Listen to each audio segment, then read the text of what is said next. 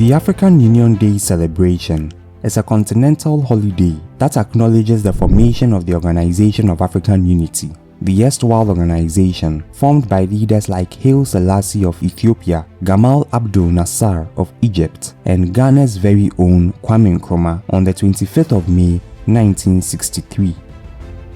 Formed to mainly address issues of the day like colonialism and white minority rule in Africa, the organization's setup and objectives became obsolete as the years went by. Hence, the formation of its offshoot, the African Union, which was officially launched on the 9th of July 2002.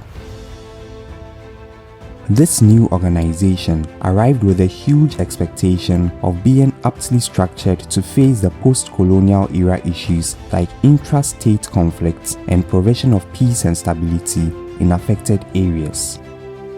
It also had a mounting expectation of rectifying the wrongs of its progenitor, the OAU, like its criticism for being a dictator's club which was impotent during crucial events like the civil wars in Angola and Nigeria, and the alleged human rights violations in Uganda under Idi Amin. To some extent, the African Union has been able to attain certain achievements that are consistent with some of the core objectives of the organization, like the promotion of peace and stability all over the continent. This objective was achieved through the deployment of forces from member states to Darfur, Sudan, and to Somalia for peacekeeping purposes. This, at the very least, broke a barrier that has been characterized as being a significant failure of the OAU.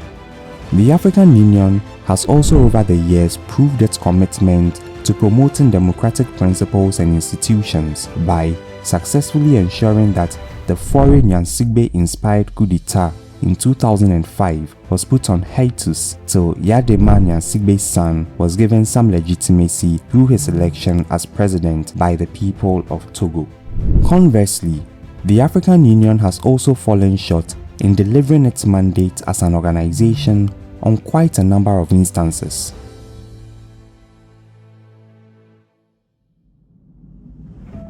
At the time of the Libyan crisis, during the regime of Muammar Gaddafi, a former chairperson of the organization, there was an ad hoc committee formed by the Union to mediate the crisis. The committee, made up of 5 presidents, were prevented from going to Libya to meet Gaddafi after the North Atlantic Treaty Organization, NATO, imposed a no-fly zone in Libya and subsequently invaded the country. This move was very much dissented by the African Union as an organization, but it was completely powerless when the NATO-led military forces invaded the organization's jurisdiction with impudence. Also, during the period of the AU's protest to the NATO-led military invasion, certain individual member states like Botswana, Zambia, and Gabon took a dissenting view and supported the invasion by these foreign powers. This again questioned the solidarity of member states in the Union and to some extent the integrity of the organization, since it asserts that it comprises of all 54 countries on the face of the continent. Perhaps the most glaring objective that has eluded the African Union is the political unification of the continent, an idea first espoused in African circles by Ghana's first president. This idea divided the continent into progressives and incrementalists, the genesis of the Casablanca and Monrovia groups respectively. After deliberations and shifts in global politics, the Monrovia group triumphed and crafted Africa's future to suit their preference and style, while the progressive leaders like Kwame Nkrumah and his ilk faced political extinction. The issue resurfaced over 40 years after the idea was first proposed, and a General Assembly meeting was held in Accra for deliberations in 2007, the year of Ghana's Golden Jubilee celebration. The deliberations were stemmed from a 2006 study on the prospects of a union government, and it proposed various policies which portended the successful end to the African Union project. Leaders like Abdulai of Senegal and Muammar Gaddafi of Libya cheerled the renaissance of the Casablanca group's ideology by proposing the formation of a union army among other progressive policies. Robert Mugabe of Zimbabwe and South Africa's Thabo Mbeki, however, espoused the Monrovian group's ideas of incrementalism.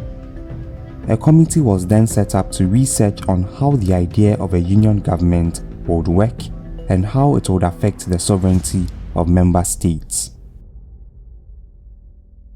Fast forward to 2021, and the idea is still treated as more of an utopian concept than an actually plausible one by African leaders, especially from countries with larger economies.